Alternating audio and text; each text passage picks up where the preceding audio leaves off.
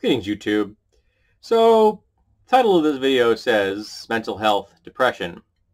This is not an academic discussion of that particular topic. No, at the time of this filming, which is Tuesday, January 21st, 2020, I find myself in a depressive episode. And it is mostly generated by work. I had almost 2 weeks off at the holiday season in 2019, and I went back on January 2nd. And I suddenly found myself angry in a way that I hadn't really found myself in the previous, like 10 or 12 days. Actually longer than that, almost. Yeah, because if you count the weekends, it would have been, 12 or 13, I guess, something like that. And I, angry in a way that I usually only get at the Red Caps, when I listen to one of them on the radio talking about how wonderful racism and bigotry and misogyny are. And I realized that it was work itself that was doing it. It was the absurdity of the system that's been put in place and that we have to work within to produce our products and ship them. That we get them out the door in spite of management and engineers, not because of them. And we work around the obstacles presented to us on a daily basis. Our engineering teams are very good at coming up with new product designs and not good at all at supporting the ones that exist. Even after those things exist for a very short period of time. It's like getting them launched is super, super important. Once they go into production, nobody wants to get near them because they want to go work on the new shiny thing, I guess. So we have parts that are not that old. I mean, like they went into production within the last, 12 to 24 months, and yet they don't perform well. But we're stuck with them. We have to find the workarounds. We have to find the ways that let us actually make the parts to put them in the boxes to ship them into customers. And it's really frustrating. It's also really frustrating when I work with people that don't want to contribute to the greater good. The concept, the paradox of the public good, where everyone wants to use the field to feed their cattle, so everybody eats up the grass and then it's gone, because they all want to get the maximum they can get out of it, not taking into account that everybody has to use it. So we should all use it reasonably. We should all support each other. So yes, in America in the 21st century, in late-stage capitalism, everybody wants the maximum they can get out of the system, and they want to put nothing back in. And it's frustrating when I come in and I come to my station, when I look at the stations on the floor, because I'm the lead on third shift, and I find all kinds of things that weren't stocked by other people. They used up all these things, and they didn't restock them. Every goddamn day. And I waste 20 minutes to half an hour of my day every day restocking all the different stuff that has to get restocked. Sometimes physically, I have to go get it and put it where it belongs. Sometimes it's just making orders and making sure it gets delivered to the right spots. But I still have to do it.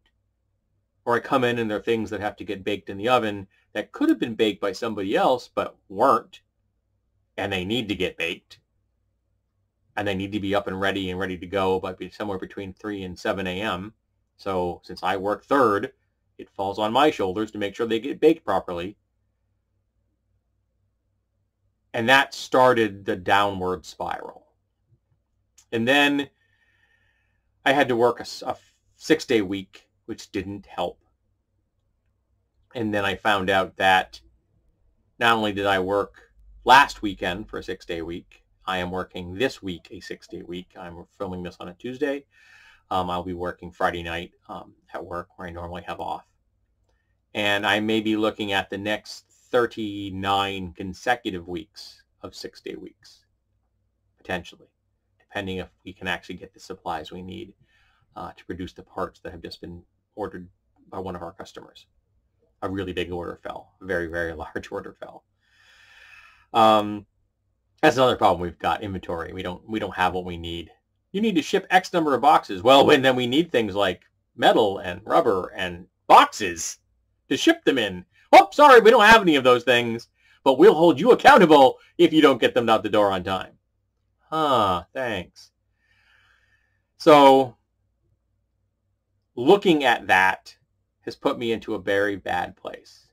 And part of this video is just a bitch, and I apologize for that. But I need to vent somewhere, and I don't see my therapist quite yet.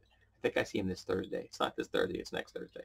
I have a horrible time of keeping track of that crap. I am so glad they have automatic systems that send me calls and say, hey, you've got an appointment this week. I really love those calls. So that put me in a bad place. And it's interesting because at this point in my mental health, I am aware I'm in a bad place. I'm watching it happen. And I remember the feelings, the sensation of this. Not fondly, mind you. I'm not happy I'm in this place. But it's so goddamn familiar. I lived here for so long. Decades. And I don't want it. And I haven't quite figured out how to take it off my shoulders and leave it behind me. But I'm aware of it. I'm not lost in it as I have been in the past, where I would go down so far that I wouldn't look in a mirror for months at a time.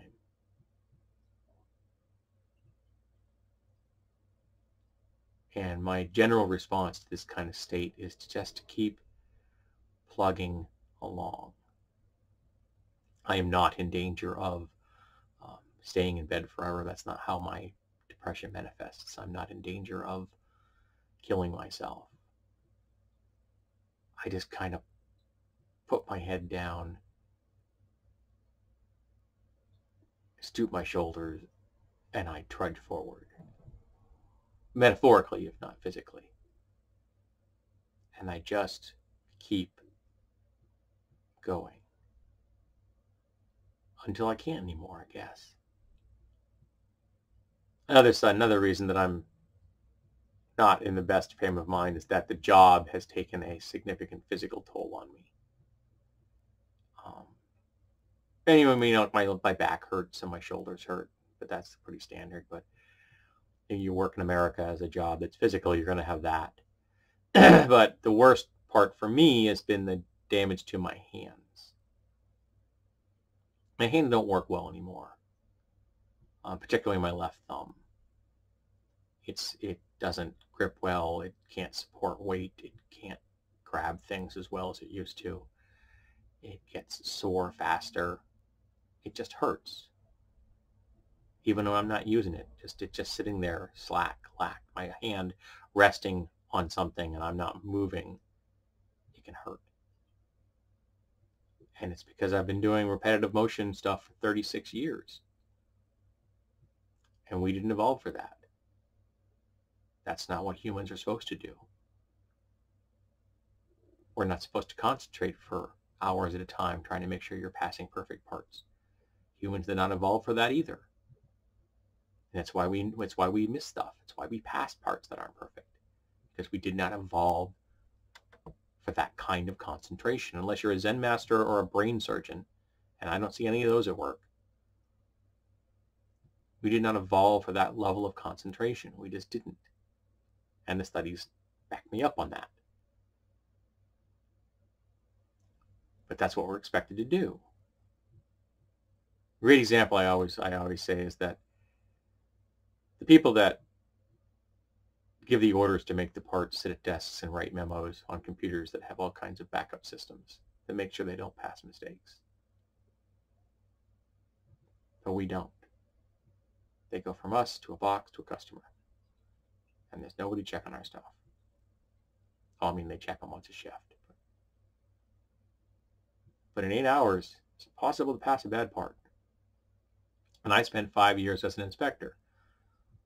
And I know the best operators working under the best circumstances, and we don't necessarily have either of those, pass defects every day. And while not all defects are rejects, all rejects are defects. If you pass a defect, it means that the person that finds that defect, even if it's acceptable, is now going to scrutinize your parts even more closely, which means they're more likely to find the real crap. But you didn't mean to pass. But you did because you're human. And the company doesn't factor that in there.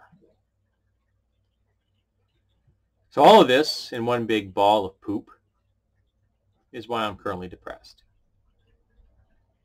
Thank you for listening to me watch it blather on for 10 minutes. If you have, I thank you. I appreciate it.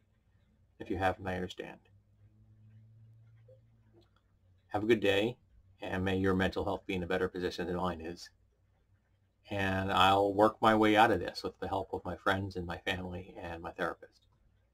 It just may take me a bit, and I apologize if it negatively affects any of the videos. Thank you.